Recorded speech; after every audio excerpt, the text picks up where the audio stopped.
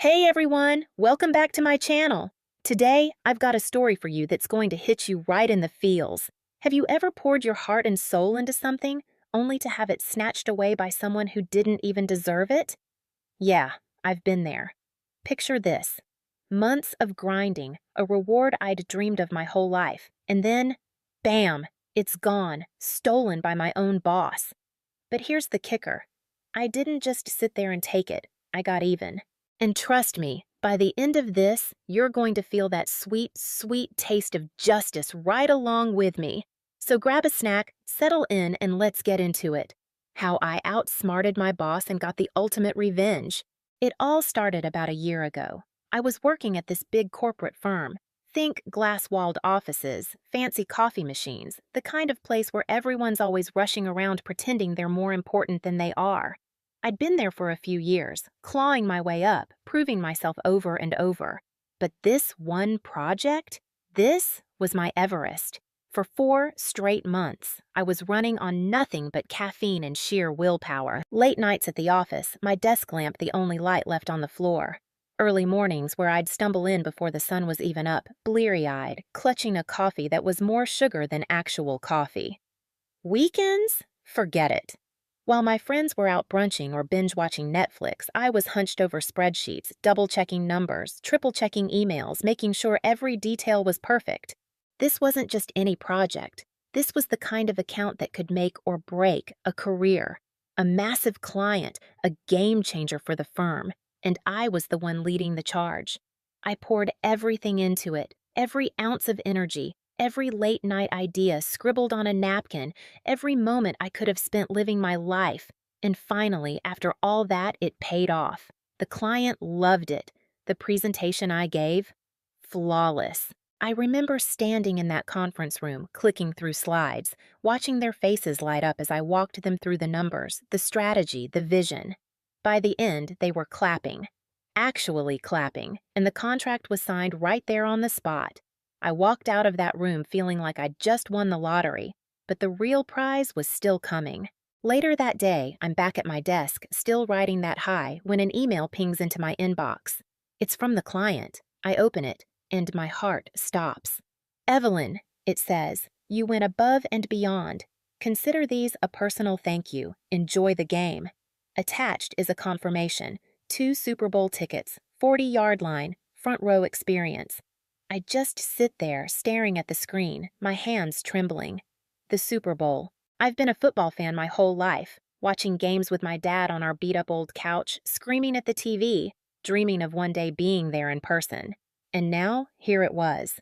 2 tickets right in front of me, a reward for all that hard work.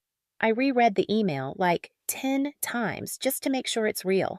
I print it out, double-checking every detail, my pulse racing. This is it. This is my moment.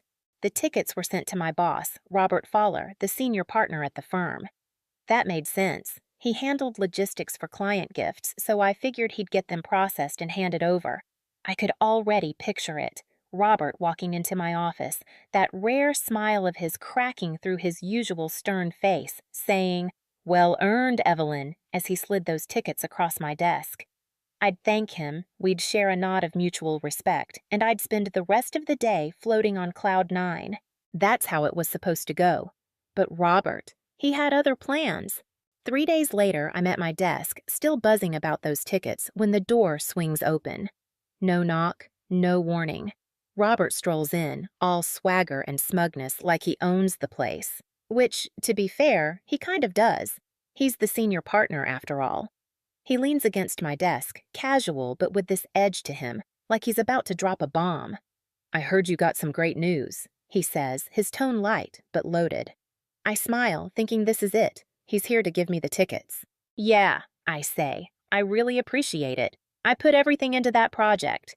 He nods, but there's this little smirk tugging at his lips, like he's in on a joke I haven't heard yet. "You did," he says, "which is why I wanted to talk to you about the tickets." My stomach does a little flip. Something about the way he says talk feels off, like a warning bell in the back of my mind. "Right," I say, keeping my voice steady, waiting for him to go on. He lets out this exaggerated sigh, like he's about to explain something to a kid. "Here's the thing, Evelyn," he says. "Clients don't really get corporate hierarchy. They don't understand how we operate. When they gave you those tickets, well, that was really more of a gift to the firm, not just to you.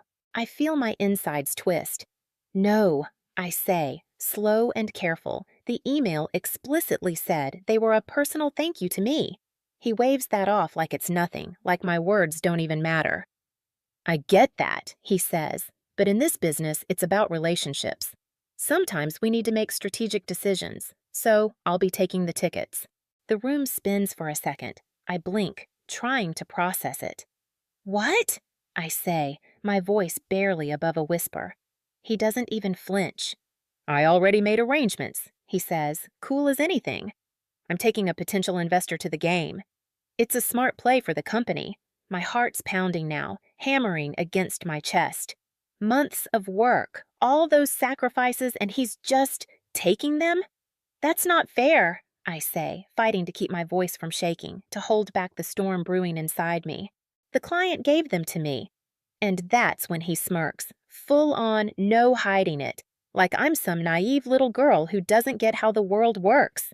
You should be grateful you have a job, he says, smooth and condescending. That's the real reward here. I grip the armrests of my chair so hard my knuckles turn white. This isn't about football anymore. This is about respect, about principle, about a line he's just crossed without a second thought. He pats my desk, like I'm a dog he's tossing a bone to, and says, I'm sure you understand. And hey, don't worry, you'll have plenty of other opportunities. I force myself to breathe, to blink, to stay in control, because if I don't, I'm going to lose it right there. And then, out of nowhere, I do something that even surprises me. I smile. Not a real one. This is a tight, sharp smile, the kind that hides something dangerous behind it. Well, I say, my voice calm and even. Enjoy the game. He grins, satisfied, like he's won some big victory, and strolls out of my office like he's doing me a favor. Oh, Robert, you have no idea what's coming. The second he's gone, that fake smile drops. My hands clench into fists under my desk, nails digging into my palms so hard I'm surprised they don't draw blood. He really thinks he can get away with this. I sit there for a minute, just breathing, forcing myself to calm down. I can't react with my heart. I've got to use my head. If I want to get back at him, I've got to be smart, calculated, one step ahead. And lucky for me, Robert's just handed me everything I need to take him down. I pull up that original email from the client and read it again, letting the words sink in. A personal thank you. My pulse quickens as a plan starts to form. Confronting Robert directly? That's a dead end. He'd just talk over me, twist it around, make me look like the bad guy. No, the way to beat him is to let him bury himself. I grab my phone and type out a quick text to the client. Hey, just wanted to say thanks again for thinking of me with those Super Bowl tickets. Turns out they were given to someone else at my firm. Hope to catch up soon. I hit send and wait. Less than a minute later, my phone buzzes. Are you kidding me? Who took them? I smirk. Oh, this is going to be good. I play it cool, texting back. Not sure, honestly. I just know I never got them. No big deal, though. His reply comes fast. No big deal? Those were meant for you. Let me handle this. Say nothing. And just like that, I've got him hooked. Game on. I lean back in my chair, my heart still racing. But now it's a different kind of adrenaline. This isn't about me versus Robert anymore. It's Robert versus the client, and I already know who's going to win that fight.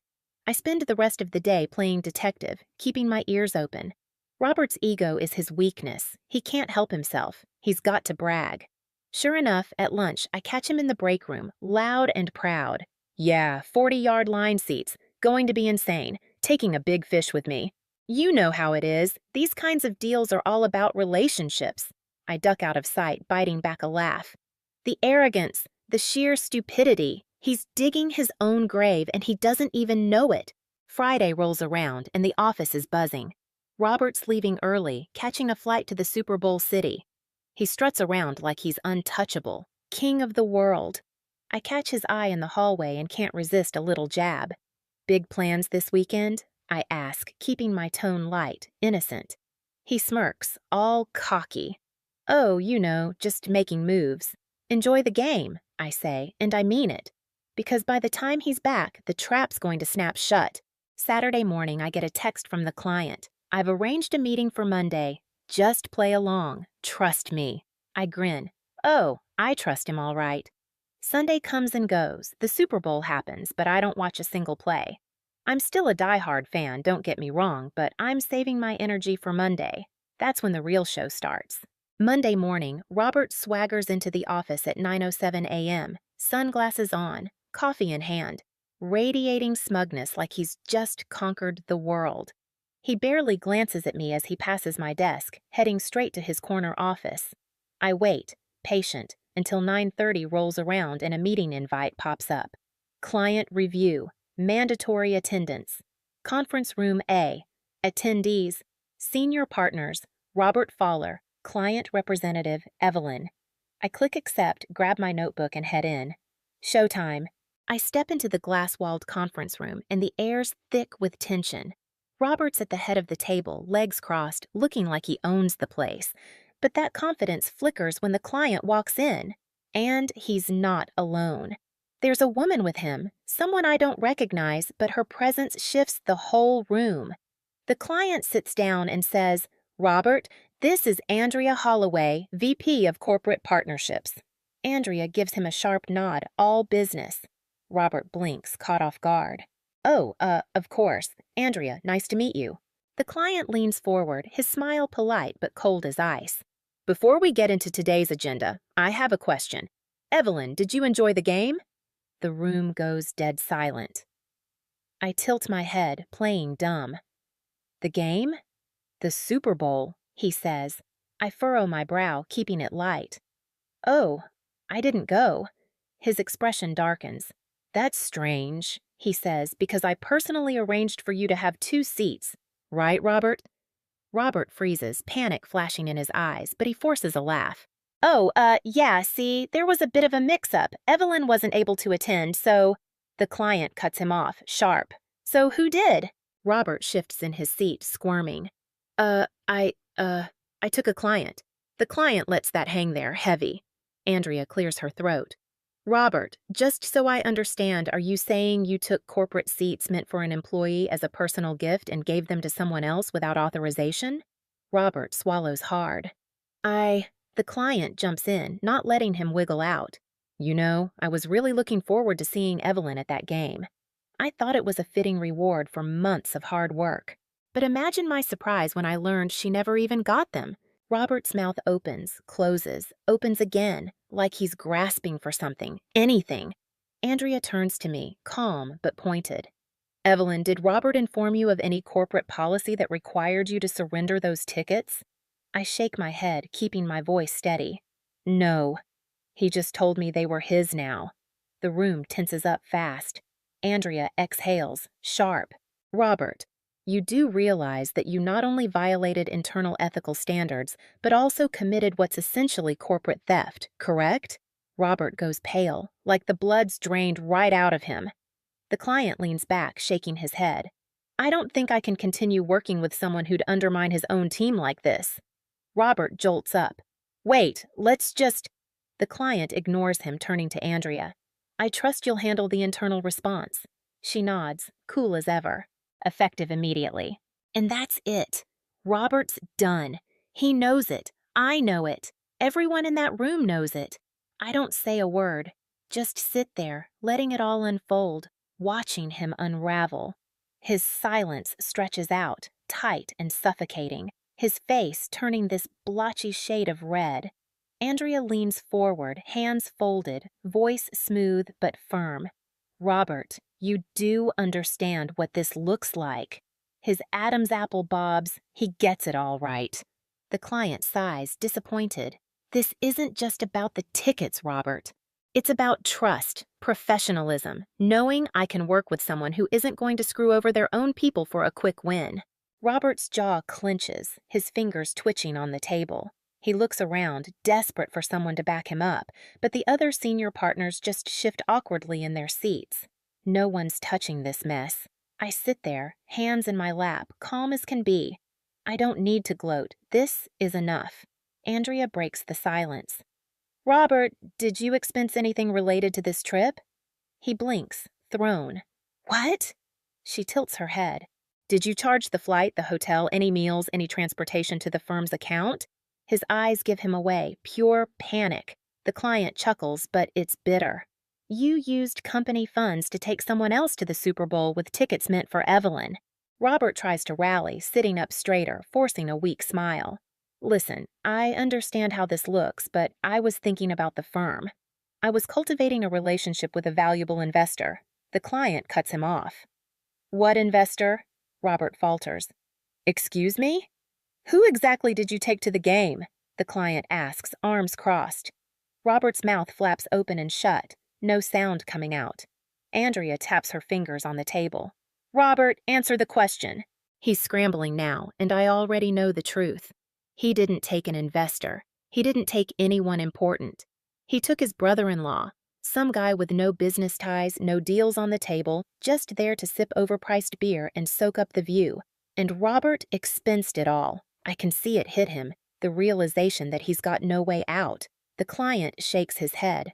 Unbelievable. He turns to Andrea. I want it noted that my firm will no longer be conducting business with Robert Fowler moving forward. Robert's head snaps up. Wait, that's not… The client keeps going. If you'd like to assign a different senior partner to my account, I'm open to that. Then he looks at me. Or, quite frankly, I'd prefer to deal directly with Evelyn moving forward. I keep my face neutral, but inside, I'm screaming with glee. Andrea nods. Understood. She taps something into her tablet. Robert, we'll be handling this internally. I suggest you take the rest of the week off while we review the situation. Robert's face goes white. He opens his mouth, but one look around, at Andrea, the client, the partners, and he knows it's over. He stands, chair scraping loud against the floor, and storms out, glass doors banging shut behind him. The silence after is thick, heavy. The client turns to me, softer now. Evelyn, I want to apologize. I should have made sure you got those tickets personally. I shake my head. You had no way of knowing. And honestly, I glance at the door. This worked out better. He laughs. I like the way you think. Andrea slides a document across the table, smiling. Evelyn, since you're already the one doing most of the work on this account, I'd like to formally offer you a promotion. My breath catches. A promotion? I stare at the paper.